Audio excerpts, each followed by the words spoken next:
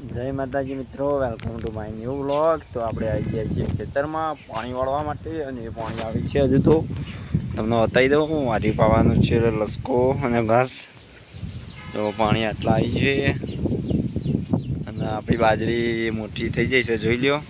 અને આજે વાવાઝોડું એવું ચડી છે, જુઓ ખતરનાક એવો વાયરો આવે, વરસાદનું વાતાવરણ થઈ ગયું, જોઈ લ્યો. તારે પોતાના વાજ્યા હજુ તો 4 વાયરો એવો આવે છે.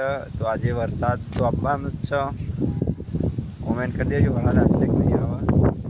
આવશે તો એ બતાવીશું, નહીં આવે તો એ કહેવું નેક્સ્ટ વ્લોગમાં. અને આ બાજુ ઝાડ પર કોઈક પક્ષીઓ બેસે છે, જુઓ બે વોક કરીશ. વાયરો કેવો આવે છે, જો વાવાઝોડું આવે જો ને આયડું પડે ના લાગુ. પાણી આવી ગયું છે, કાલ વાળી તો જોવા ને હશે. ને આજે છે આપણે ખારા રીંગણો.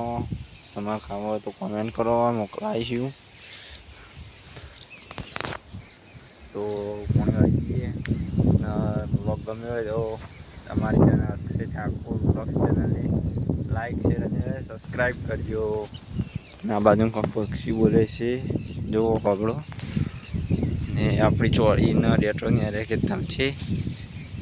આ છે ગવારનો ઓટો, જોઈ લો ઉભો છે ગવાર. એટલે પછી ડેટાનો છોડ, આટલા ગવાર પહેલાં હતું અરે ખેતરમાં, એટલે ગવાર ઉજેલો જો.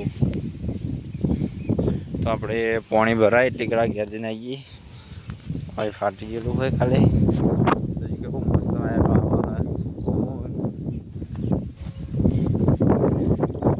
આપણી ચોળી અને બટાન નાર્યા બાજુ પડી જશે ને. બાજુ બટા છોટા ચાલુ થઈ ગયા છે, અને આપણી જારવાઈથી તે પણ ઉગી જાય છે, જુઓ. અને પક્ષી ઉડીને જાય, જુઓ. ને ખેતર લીલું સમ થઈ ગયું છે, લીલોતરીથી ભરાઈ ગઈ છે.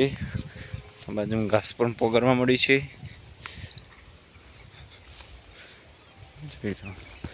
જય માતાજી.